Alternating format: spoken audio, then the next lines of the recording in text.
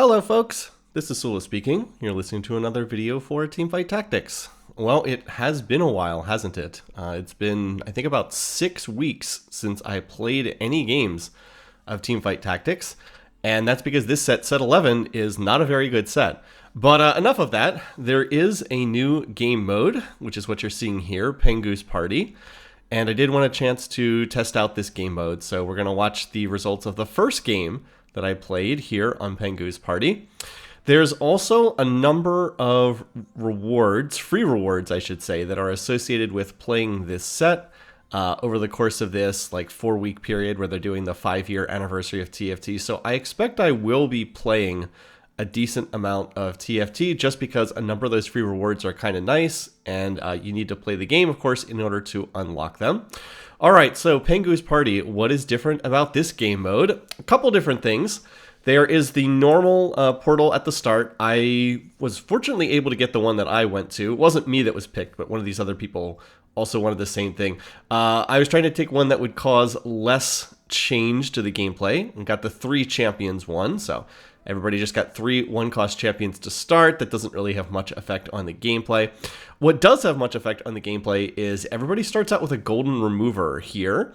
And in addition, 3 times throughout the game in Pengu's Party, you will get the chance to bring back a trait from a previous set. There are, I think, 20 of them, and you get a choice of 3 random ones. So I have Bilgewater, Phantom, and Mascot as different options. Again, all of these from previous sets. I thought that it might be fun to take Mascot here. Mascot is from set 8. Mascot was your units have innate health regen. The more health that they have, the more health that they regenerate. And my thinking going into this was that I would just try to build a very tanky team composition and rely on Mascots healing them. So I thought maybe I'll do something with Bruisers because Bruisers get additional health. I thought maybe that would be a nice synergy here for Mascot trait. So that's what I was thinking, at least initially. Of course, this game's going to end up going in a different direction from there. I'll also mention as well that one of the other changes in this game mode is you do get a golden item remover at the start of every single game. That is the glowing item remover on the left-hand side. And that is always in play for this particular game mode. So that actually does change up the gameplay a good bit, because you can always pull items off of any unit that you want. All right, other change to this game mode is you might notice all the monsters or all the minions are little cupcakes, and that's because this game mode essentially plays out as though you were always playing Scuttle Crab or Scuttle Puddle or whatever it's called. There's more loot available in this game mode than in the standard game. All right, options on the initial augment here. I see that there is a Reaper Crest as a possibility, and as it turns out in this particular patch version, 4 Reapers is actually pretty strong as an option. So I was like, okay, I already have 2 out of 3 Kindred. Well, I have 2 Kindreds here. I had a Kindred, and then this augment gives you a Kindred as well. So I was like, okay, I'll look to play a 4 Reaper build. I've got this Reaper emblem here. I wasn't initially sure what I was going to do with it, but I was like, okay, maybe I can reroll for Kindred and Yasuo, and that's reasonably strong. Now, sorry about that. I have the Reaper emblem there. Normally, I would hold off on placing this. I was trying to think who would make a good Reaper, who would make a good person to put this on. I was trying to think who would be, but I have the golden item remover, so I can just put this on Kabuko from the start of the game, and I can take that off Kabuko whenever I want and put it onto a better user. So I went ahead and made Steadfast Heart because I had the items to do that as well. And the Reaper emblem gives some additional damage to Kabuko, also gives a little bit of additional health. And I feel like my board is pretty strong here for the early of the game. I have double 2-star frontliners. They both have 2 Bruisers who are both 2-starred. I've got Mascot traits, so they innately regen health. That tends to be better at the start of the game than at the end of the game. I do remember from set 8, Mascots tended to be strong early. They did fall off a bit late unless you just had a tremendous amount of Mascots. And I already have 3 Reaper. 3 of my 4 units are Reapers. So I just need to find a Yone, and I'll have 4 Reaper in, which, as I said, is quite good. So anyway, I'm looking at what different people are playing here, trying to see. Again, there's lots of traits from previous sets. This person has Coven plus Drop Blossom Nico, which is kind of an interesting idea. I have no idea if that's any good or not. I guess we're going to find out in this game. And then some people have things that are more normal. Oh, one person has the Boss, which is the set one from set 4. Set 4 and the unit set as well. And then this person has Laser Core. They have the Laser Core drones. They also apparently have a ton of 2-star units. I actually thought that I was going to win streak with the setup that I had, but this person actually beat me pretty badly here in this setup because they basically just had all 2-star units, and I'm not exactly sure how they hit all of them. I guess they just had, yeah, they had 4 2-star units here, plus they had the laser core drones. So yeah, good for them. But I did think that I'd be able to win against most of these boards, but I was not able to win against that particular one. Now, what I'm trying to figure out right now is what my next unit in is going to be. What I'd really like to get my next unit in would be Yone, so that I could get 4 Reaper in, since that's such a big boost. But there's no guarantee that I'm going to see Yone, so I'm trying to think about which different units I'm trying to put in. I was like, okay, Nico, but then I saw that person was going for Pop Blossom Nico, and I was like, all right, they're going to re-roll for Nico 3-star, so it's going to be tricky for me to hit a bunch of Nikos, and I'm not sure that Nico's that useful anyway. She would put Heavenly Trait in play, but that's about it. So I was trying to think, like, do I want to get some of these Behemoths? If I could get Ornn, I'd want to play another Behemoth with Ornn. If I were to play Thresh, then maybe I could go into Fated Trait. If I were to play the Yorick, then maybe I could get into Umbral Trait, because I'm going to get Umbral from the, I'm going to try to get Umbral from Yone later on. Anyway, this is the person playing the boss. So they've put the boss, which by the way is apparently done by putting an item on someone. They put it on Garen. I'm not sure if that's the person you want it on, but I guess it's probably okay. It doesn't look like they were very strong, at least thus far. So it would have been able to kind of burst through them relatively quickly and make it to the initial, well, the second carousel of the game. So I see there is a Yone on this carousel. Other things I might want, I could always try to get a tier in order to try to make a blue buff on Kindred. I also could try to get a rod for Kindred as well, but out of the options here, I think I just want the Yone so I can play 4 Reapers, and it looks like that's going to be available, so I'll just go ahead and grab that. It's not, I can definitely do something with the glove. I don't know exactly what that's going to be, but it can be something. It could be like a Jeweled Gauntlet for Kindred, could be Infinity Edge for Yone later on. I don't know what else it could be. I guess it could be like a Last Whisper if I'm playing heavily into AD, but now I know what my next unit's going to be. And it's going to be the Yone. All right, so now we get the chance to pick another trait. I have Rebel, Hellion, and Mech Pilot here. I actually have both of the set 3 options. But I was sitting here thinking, I was like, you know what? If I'm going to play into 4 Reapers, Rebel is going to be a really good fit for that. So as a quick refresher on what Rebel trait does, this is from set 3, as I mentioned. Rebel trait was something that gave a shield bonus. My past self is highlighting it briefly over there. It gives a shield bonus and a damage unit and a damage bonus to your units if they stand next to each other. And the more that they stand, the more units that stand next to each other, the bigger the benefit is. So right now, Kindred's my carry, so I have everybody grouped up around Kindred. So Kindred will get the biggest shield, and they will also get the biggest damage bonus. But I thought this would be a really good fit for Reapers, because the Reaper units are mostly melee units. I guess Kindred's like the only one that's semi-ranged. Kindred is like, I think, a range of 3 tiles. Most range units in the game can shoot 4 or 5 tiles, but Kindred has, I think, has range of 3. So Kindred's like semi-ranged unit in this set.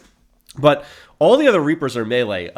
The Kha'Zix is melee, Yone is melee, at least until he pops his ability, and Kayn, they're all melee units. So if you're going to be playing through melee carries, well, what's really good on them? Getting a shield at the start of the combat is really nice. So there's a lot of synergy here between playing Rebel and also playing a melee composition based on Reapers. This was, of course, the case also back in set 3, because one of the main ways people played Rebel is they would reroll for Yone and Yasuo. Who were the Bash brothers in set 3. They were both melee, or no, one of them was Master Yi. I guess was Yone even in the game at that point in time? I can't remember. I think it was Yasuo and Master Yi were the 2 units. I don't know if Yone was even in the game at that point. And yeah, they were both melee swordsmen, and you would just play Rebels and focus on working through them. But anyway, as I said, Rebel and Reaper has a lot of synergy together, so I think that this is a pretty good pick, and I'm happy with this. Mascot, not quite as much synergy there, but as I said, I kind of went off in a different direction from what I was expecting initially, and my board kind of tore right through everybody else as soon as I got 2-star Kindred, 2-star Kha'Zix, and also the Yone. But of course, 4 of my 5 units are 2-starred right now, so I should be relatively strong. Okay, so for Reaper trait, just as a quick refresh on what this does, they did tweak this in one of the patches while I wasn't playing for a little bit, but I'll read the current description. Reaper's abilities can critically strike. They gain 25% critical strike chance. So Reaper's auto crit, you don't have to put Infinity Edge or Jeweled Gauntlet on them. That said, it's not bad to put it on them, but they don't need it to critically strike. And then Reaper, that's innate for Reaper 2. When you go up to Reaper 4, Reaper's attacks bleed enemies for 50% bonus true damage over 2 seconds. So that's quite nice. They get the true damage after you get the 4 Reaper in. And for most of the set, it has not been worthwhile to go up to 4 Reapers. But if you get +1 Reaper for free, then it definitely is. As I said, I have the Reaper emblem on Kabuko right now, so I should probably try to find someone else to put this on, some other melee unit who can use it a little bit better, and I'm still not sure who that is right now. For right now, it's probably okay on the Kabuko. You could also make a case to put it on Rek'Sai because Rek'Sai does do more damage than Kabuko. Kabuko is mostly a tank, but I think that with the Steadfast Heart being on Kabuko, it's better to have the Reaper emblem as well, just so I can stack up more of those items on the same person. All right. Anyway, so this is the Pop Blossom Nico person. They're playing Pop Blossom Nico plus Coven trait. As I said, I don't know if that's going to be any good. It does not seem to be very good so far because we absolutely destroyed that board, and it wasn't even remotely close. But they do only have 1-star Nico thus far, so they might be able to get a little bit stronger if they can get up to 2-star. All right, now we have our second option here for our augment, and I'm looking at the different options here. I don't think it's Crown Guard. I'm not really like a stall comp or anything like that. I have some gold options if I just want to go pure econ, but I'm not sure that I feel like you get enough econ in this gold mode. I'm not sure that I really need that. So I'm looking at the different options. It's not Portable Forge. There's so many artifacts now, and most of them are terrible. So I'm just going to take the one that gives out stats when your units die. What is it? Gifts from the Fallen, I think it's called. This is just kind of a generic augment, but it's good enough. And then I'll go ahead and use my golden item remover, because why not? Because I had a Lee Sin in my shop at 2% odds. And I'm like, all right, well, I'll just make Lee Sin into a Reaper for right now. I don't think Lee Sin's going to be the long-term user of this, but why not put it on Lee Sin? I mean, I might as well. Lee Sin's going to get, he's another melee carry. He can deal decent damage. Why not give him the ability to use Reaper trait? That seems like it'll be pretty handy. So that was a nice unit to find in the shop, and I'm, again, just trying to play around what I hit. Classic TFT. Not a unit I ever expected I would be playing, but it ended up popping up. This person also went ahead and leveled to 7, so I'm not sure if they were trying to maintain a win streak. They actually went all the way down to 0 gold, but whatever they were trying to do, it didn't happen there because I was able to win. And yeah, like I said, they have 0 gold, so that's not especially great. I'll also go ahead and pick up the Tom Kench because I am playing Bruiser Frontline right now, and I might want to play that later on. I'm trying to figure out what I want my Frontline to be long-term, because it's not going to be Kabuko plus the Rek'Sai. I will, of course, want to play Ornn later on because I want to get 4 Dryad in if possible.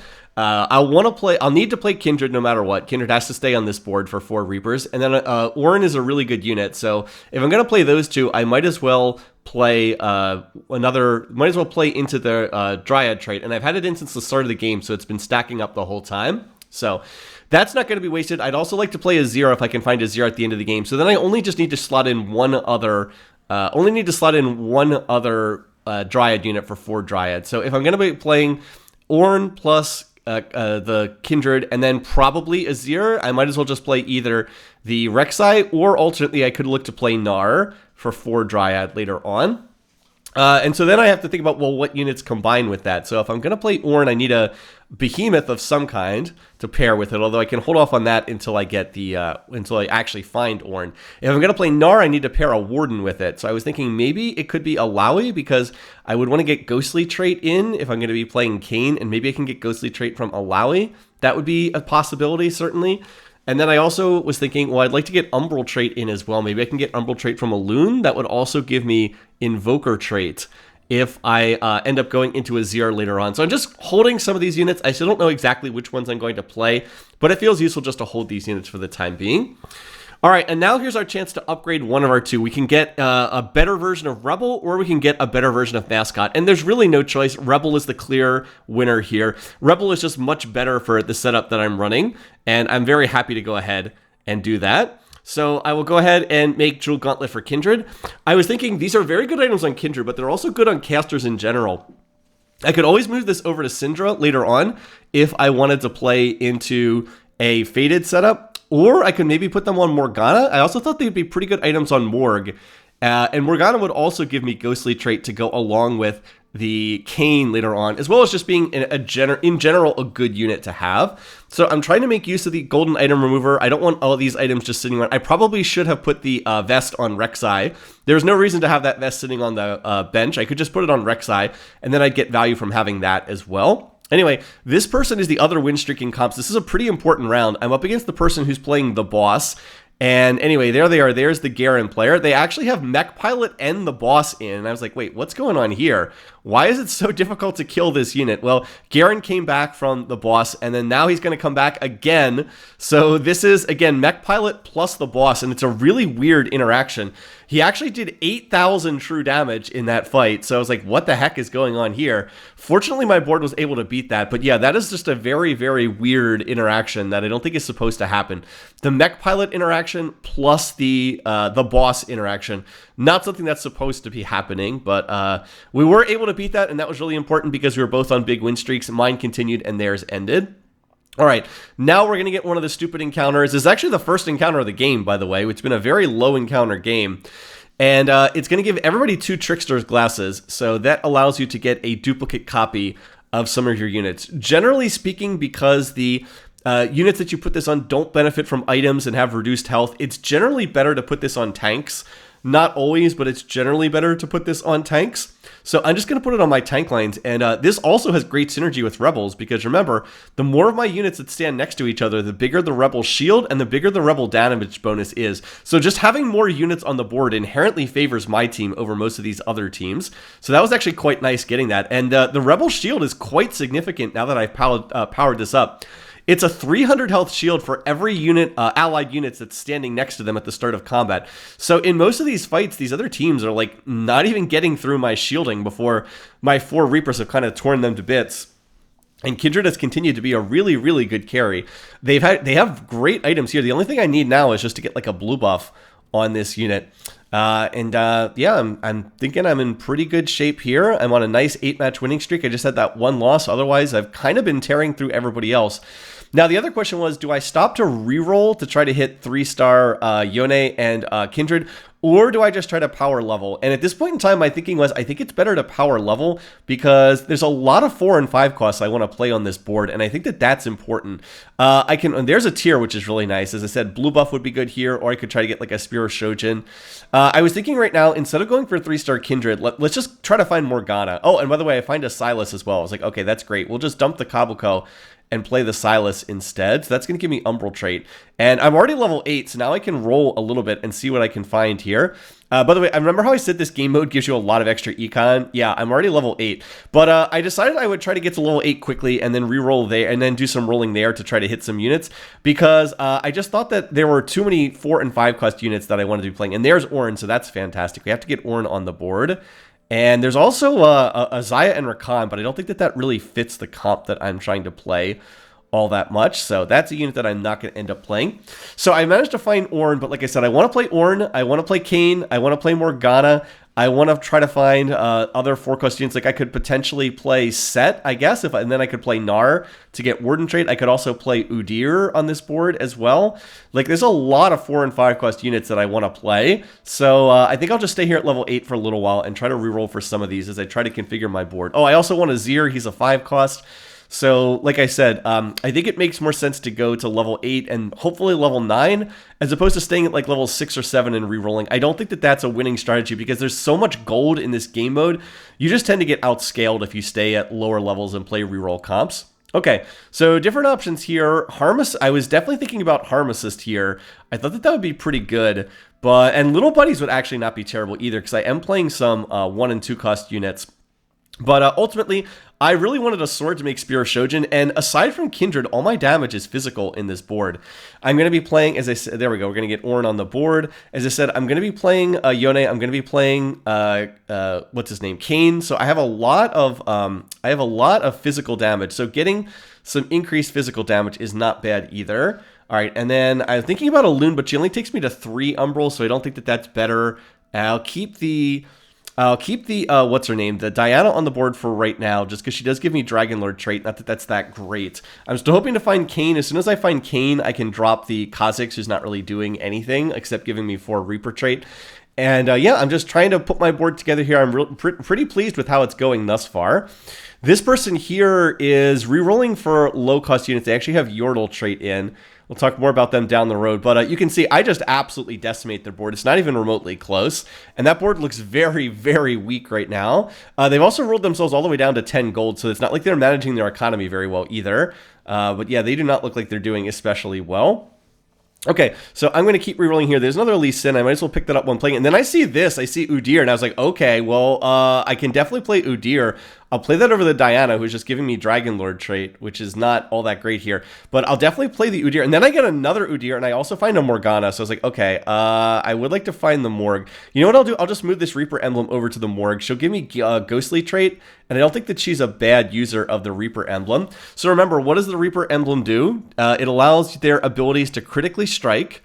When they don't need, like I said, Jeweled Gauntlet or whatever, they innately critically strike, and their abilities bleed enemies for 50% bonus true damage over 2 seconds. Well, that seems pretty good if Morgana's Puddle is inflicting a true damage bleed on anyone it hits. Seems like that would be pretty useful to have because she hits quite a few people with her ability right there. She didn't do much damage because she's a 1-star and she has no items, but like a third of the damage she did was true damage in that fight. So if I can ultimately itemize her and get her 2-starred, the Ghostly trait plus the fact that she's got the Reaper emblem should be pretty nice. And of course, I might always have the option to move that Reaper emblem to somebody else too. Anyway, I'm on the big win streak. I will be the last one to pick off the carousel here.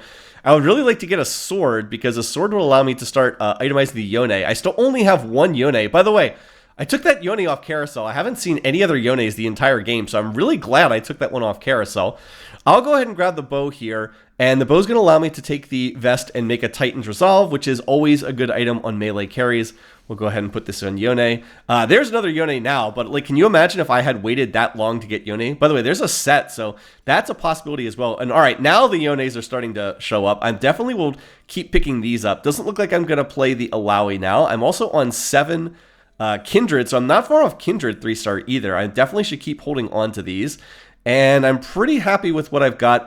The Elune, I think I can play if I'm going to play Azir later on. But for right now, it doesn't really make sense to play that unit. All right, so let's get the Yone onto the Umbral Hot tile.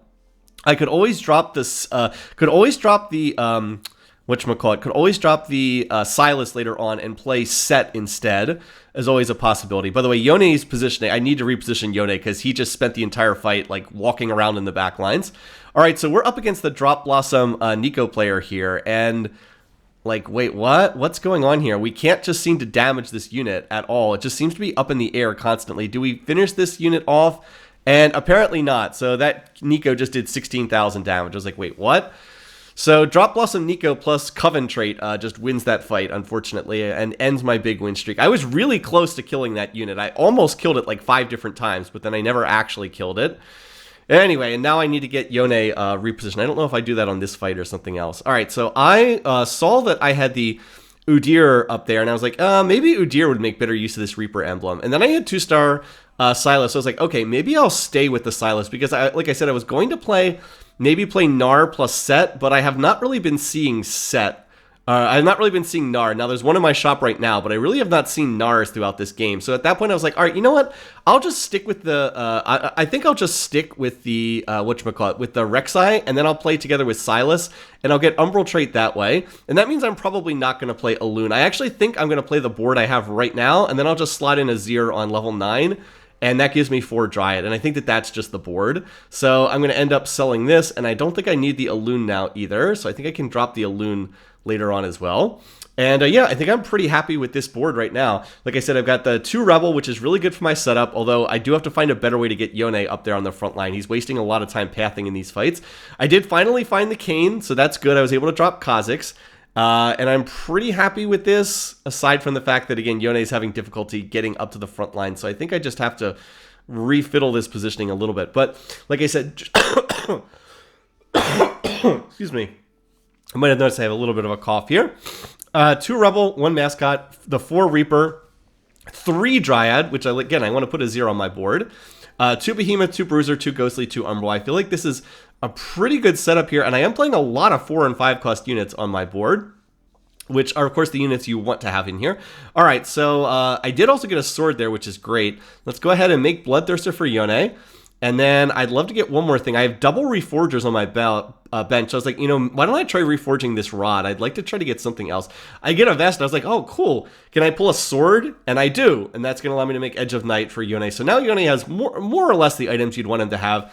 All of these are, of course, always great items to have on melee carries. And then we've got this extra cloak, so we can put it on somebody. I probably should move my tank items over to Ornn because he's a better tank than Silas. Silas is kind of a mixture of tank and DPS, but he's not a pure tank. And yes, Yone is wasting so much time in these fights. I should have repositioned him much sooner. I just need to clear a path so we can actually get onto the enemies. But once he actually does start doing damage, he tears through them pretty good. I think I might have beaten that Nico player if I had Yone positioned better, because it took Yone too long to start doing damage. But yeah, Kindred and Yone are pretty much carrying the damage load. Both of them are doing pretty much all the damage I need.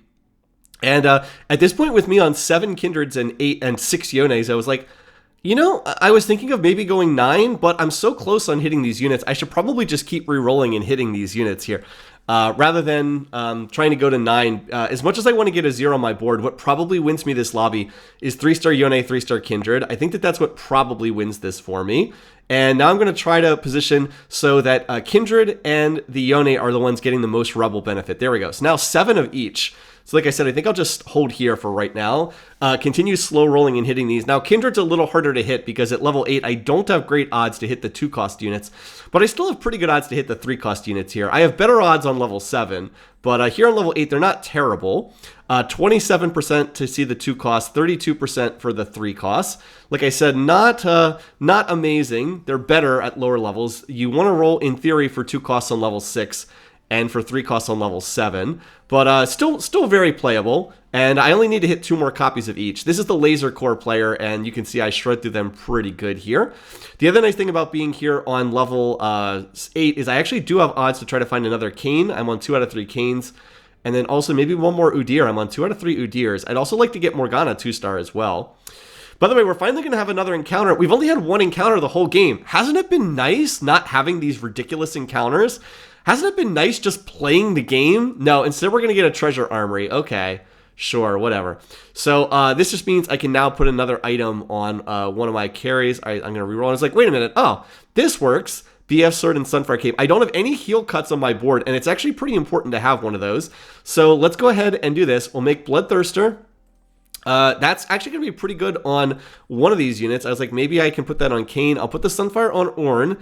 Maybe I could put this on Kane, I was thinking, because that's a good item on Kane. He definitely wants some lifesteal. So I'm pretty happy with that. Now, if I can just 2-star the Kane, like I said, I have 2 out of 3. And then I was like, all right, well, let's try moving this over to Ornn. Maybe that's good, but no, I don't need Ornn 3-star. That's not necessary. So we'll just stop here for right now. The one nice thing about the golden item mover is you can move these items around. Again, I really wish that Yone was not wasting so much time with pathing, but he does get an absolutely massive shield in every single one of these fights. And remember, he does get a damage bonus for each unit next to him as well. The bigger the size of the shield, the bigger the size of the damage bonus that they're getting. And this fight actually not going as well. And I'm actually going to lose this one. What trait was this person playing? I can't remember what they were playing, but do end up losing to them. All right, so now it's time for another carousel here. I was looking to see if there was an Azir on this carousel. There was not. The 5 costs are a Hui and also an Aurelia, neither of which is going to do much for me. I also would have liked the Bramble Vest. I think that would have been pretty good too, but all that stuff gets taken. And then I would have taken the Spear of Shojin. I think Spear of Shojin would have been pretty good here as well. That would have been nice for Morgana, but that's not there, so I'll just take the Gnasher's Tooth. And I think that's probably the best bet out of these remainder. All right, by the way, that's 8 Yones. So I was like, all right, I'm on 8 Yones. I'm really close to hitting this. Let's just go ahead and roll and try to hit this. So I put the tank items back on Ornn. I'm going to move the Reaper emblem over to Morgana and put the Gnasher's Tooth because I'm hoping I can 2-star her. Again, I'm really close here. One more Yone. I'm on 8 Kindreds, 8 Yones. I was like, okay, now let's just keep rolling. All right, so I'm going to go ahead and hit the Kindred 3-star. And then there's a Hui in my store. And I was like, should I pick up this Hui? Because I could have Hui just paint the last Yone. And I was like, I think that's the right play because Hui can actually hold the same items as Morgana. And that'll actually work just fine. I mean, I'd rather have Morgana on the board, but if I play Hui over the Morgana, the only thing I'm giving up is Ghostly Trait, which isn't really doing that much. So I'm happy to go ahead and do that. I'll just buy the Hui, I'll play Hui, and have Hui paint me the last copy that I need. Anyway, this person is the Yordles player, and you might have noticed they actually have a Vhagar on the board already. So yeah, they've actually managed to get to the point where they have already started getting Vhagars from their... they've started getting Vhagars out of the Yordle trait. This is like back in set 6, where if you hit 3-starred all the Yordles, you would start getting Vhagars out of the trait. So I was like, oh, that's not good. Well, the good news is that person is down to 23 HP, so hopefully they'll just lose one of these rounds. And hopefully I'll just see them again soon, and then I can knock them out of the lobby, because they only have so many rounds before they hit Vhagar 3-star. But I'm just hoping I can knock them out before then. In any case, though, I'm going to have the Hui go ahead and paint me another copy of Yone. So now I'll just go level 9, because even if I don't see Yone in the shop, I'm guaranteed to get one in just 3 more rounds, because Hui will paint it for me. So I'm pretty happy with that. I definitely want to get a 0 on my board because, like I said, I've been stacking up Dryad trait the entire game, so getting 4 Dryad is going to give me a really big benefit. By the way, this person is level 10, so yeah, I don't know what's going on there. I was actually hoping I was going to knock them out of the lobby. I guess they have they're playing a Bilgewater board. Based on what I saw there, this person's also playing Bilgewater. So again, I was hoping that I could get them out of the lobby, but they did go down to just 2 HP. Still, the only boards I've lost to, I lost to the Pop Blossom Nico, and then I lost one other round here on stage 5, but I'm still on 72 health. Everyone else is on 20 health or lower, so I'm pretty happy with how things are going. This is where we would get the Giant Scuttle Crab if this were the Crab Rave, but since it's not Crab Rave, it's actually a very easy crab to defeat. It basically gives you similar loot to what you get on Crab Rave, but it's a little crab with a birthday hat, so it's pretty easy to beat. Kind of lost in all that discussion is I did hit 3-star Udyr while that was going on, so I was like, okay, or 2-star Udyr, so I'm going to move the Reaper emblem and the Bloodthirster over to him. Clearly, it's better to have this Bloodthirster on a 2-star Udyr than on a 1-star Kayn. And they both have Reaper trait with that in place anyway. Also, then I just go ahead and hit 3-star Yone anyway. So I was like, all right. So now I don't need the Hui. We can put Morg back in again. Put that Gnasher's Tooth on. Let's go ahead and go to level 9. And now I just want to go ahead and get a 0 on my board. All right, there we go. So there's a set. I can play the set for right now. He doesn't really do a whole lot, but I can still put him on the board. And then I was like, Lilia? But I was like, wait, no, I don't have Invoker trait in. That's not going to do anything. Again, I'm trying to find a... I was trying to find a Azir here, but I couldn't find one. I guess I could technically also put Gnar on the board, but I would definitely prefer that. And then I also have a Titan, so let's just put this Titans on Udyr. And now Udyr is like a major carry in his own right, too. So, like I said, I have 3-star Yone now. I have 3-star Kindred. I have this 2-star Udyr who has 4 Reaper trait plus Bloodthirster plus the Titan's Resolve. I mean, my board is just absolutely stacked. So that was the board that was playing the boss, and I just absolutely tear through them. It's not even remotely close, and I feel like my board is really, really strong at this point in time. I'm very happy with how this game is playing out. So we knocked that person out, and again, I just kind of wish that I could be up against the Yordles player so I could get them out of the lobby before they have the chance to get the Vhagar 3-star, which is just kind of going to be a win condition. So anyway, I'm rolling here. Can I find this Azir? And I'm looking at how many Vhagars they have, and I was like, oh, they have 8 Vhagars, don't they? And I'm not scheduled to hit them this round. That's not a great sign. All right, well, I'm looking for what else to play here, and I was like, well, you know, if I can't find the Azir, I think Wukong's probably the best I can do because he does give me Sage trait, and I think that that's better than anything else I can play here. Sage being, of course, a team-wide benefit.